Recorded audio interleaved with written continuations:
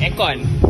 So mana yang nak hantar untuk aircon, boleh Roger juga. Untuk kereta KPTM ni, kita pun nak restore aircon dia. Betul lah. So kita buat aircon flushing. Aircon flushing ni apa? Kita sedut balik. Dalam sistem aircon korang ada minyak dan ada gas, dua ni. So minyak dengan gas ni kita akan sedut guna mesin ni. Itu nama dia flushing aircon. Kita tunjuk kat korang. Dan sekarang ni dia tengah recover oil drainage. So minyak-minyak lama korang dia akan masuk sedut ikut sini. Kalau korang nampak apa-apa tu, dia bocor sikit. So dia sedut minyak kat dalam ni lah. So minyak baru kat sini masuk dalam sistem korang balik.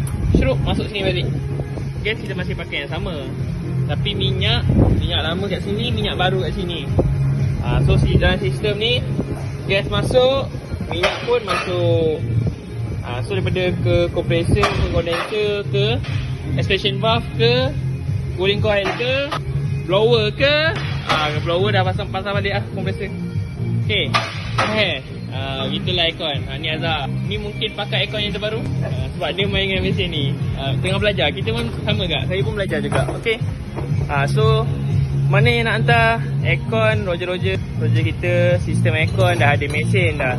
Sorry geng, Azhar pun malu sikit. Korang mungkin tak dengar suara dia. Tapi lepas ni Azhar cakap tadi, dia nak buat spark plug ni je. Lepas aircon dah siap, dengan spark plug dah siap, kira beres lah kereta ni. Lepas tu KPTM dah boleh ambil balik kereta dia. Betul tak?